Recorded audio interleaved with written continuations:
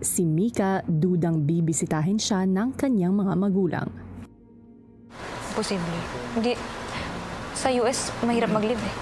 So kung magli-live sila, Mga 2 weeks mga, before. oo. Or 1 month before, tapos 1 week lang pwede. So if ever nauwi sila, before big night if ever. Malay mo.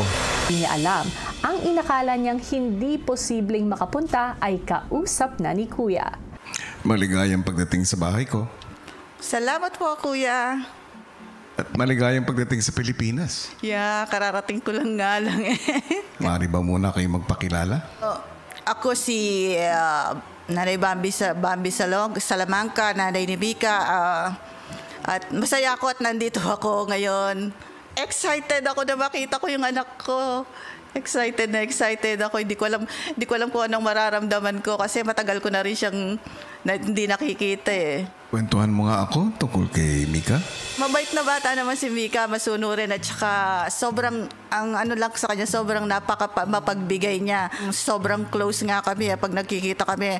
Pag nasa amin siya or nandito ako, natutulog kami sa isang kama. I-stage ka niya sa kama pag nandun siya, hindi ka niya paalisin. Basta makayakap lang siyang ganyan, natutulog na kami, hindi ka makakaalis.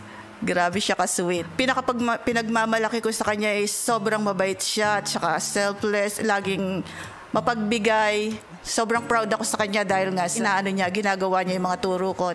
Nasasabi ka na ba sa muling pagkikita ninyo? Sobra ako nasasabik. Ito, pinagluto ko siya ng paborito niyang pagkain. Ano yung paborito niyang pagkain? Toge. Nung bata siya, nagpapaluto siya ng ganyan sa tatay niya. Ang tawag niya sa toge is number 9. Bakit number 9? Kasi yung toge parang ganyan siya, di ba? Yung may ulo siya, tapos mayroon siyang pababa. So, bata pa siya noon eh. Number 9 na ang tawag niya sa toge. Bukod sa paboritong number 9 ni Mika, isa pang sorpresa ang balak ipakita sa kanya ni Nanay Bambi. Matapos makausap ni Kuya ay pumasok na nga sa loob ng bahay si Nanay Bambi. Maya-maya habang nasa living area ang mga housemates at ang Mommy Mariel ni Brent. Hello, Mika. Kumusta ka na dyan, anak ko? Nandito lang kami, tuloy-tuloy sa pagsuporta at dasal para sa'yo. Mahal na mahal ka namin. And see you soon, baby ko. Thanks, Kuya. Ilang taon mo na silang din nakikita? May isang taon na ba? Umuwi po yung parents ko po nung Pasko po. Oh, yeah. 5 minutes. 5 minutes. Oh, sige. I know. Ilang saglit pa, Take your time, Mika. Oh my God! There's no way. There's no My way. God! There's no way. Umuwi yung mom niya. No way!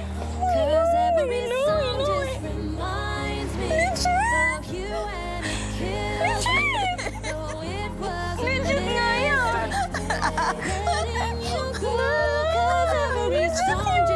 Tawa ko!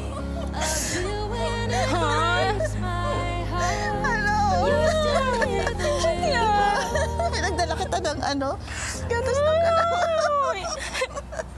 Hindi ako makapaniwala. Balik na umuwi. Okay lang ba na umuwi ka? Oo. Ayun nga, umuwi mo! Naman, okay lang yan, baby ko. Hirap talaga. Sobrang hirap talaga. Okay lang. Basta, Ako po kasi kuya, hindi na ako nag-expect na darating yung mama ko or yung papa ko or any. Hindi ako makapaniwala kuya na nandito siya. Kasi sabi ko, wow, umuwi talaga siya, ganyan. Uuwi na sama na ako sa iyo. huwag muna, lumaban ka muna. Ilaban mo muna yan. Hello? maya-maya ay ipinakilala na rin ni Mika ang kanyang ina sa mga housemates. Tita, mama ko po. Hello, kumusta? Si Brent po. Kumusta po? Nandito ba kayo? Oo. Kumusta? Po in person, tita. Ilang saglit pa ay nakita na ni Mika ang sorpresa para sa kanya ni Nanay Bambi. Alam mo ako na nanaginip, my God! Ay! May ano ako, good news ako sa'yo.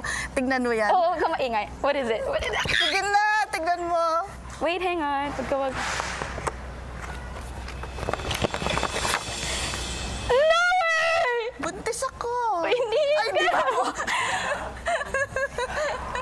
ano kasi, na magkakaanak na yung kuya niya. Sabi ng kuya niya, ibigay mo kay Mika to, sabi niya. Eto siya. Eto yung baby. Oh no!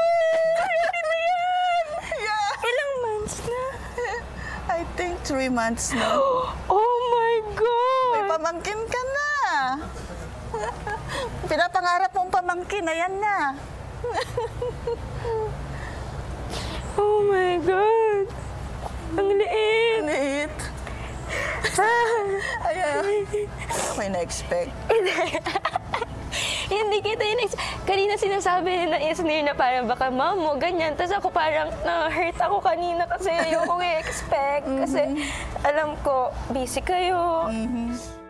Sa loob ng bahay, pinagsaluhan naman ng mga housemates ang mga dalang pagkain ni na Mommy Mariel at Nanay Bambi. Number 9, kain kayong number 9. Ba't number 9 po? Mukha siyang 9. Mukha siyang 9. Tingnan mo yung Hindi din nila toge. naiintindihan ng bata ko kung bakit siya number 9. Pero mukha siyang number 9. Ay, ikaw na ano nung... Sa PBB lang pala ako makakakain ng kalderetang masarap. Wow. Ay, di bumubog. Super sarap po. Pagkatapos kumain, nagkaroon pa ng pagkakataon para makapag-usap sina Mika at Nanay Bambi. Manalo't matalo, panalo ka na ha. Huwag mong i-stressan ang sarili mo. Okay lang yan, yung pinakita mong kabutihan dito sa loob at saka yung nakisama ka, doon palang panalo ka na. Pero kung lalaban ka, lumaban ka. Alam naming mahirap, pero ilaban mo lang hanggang makakaya mo.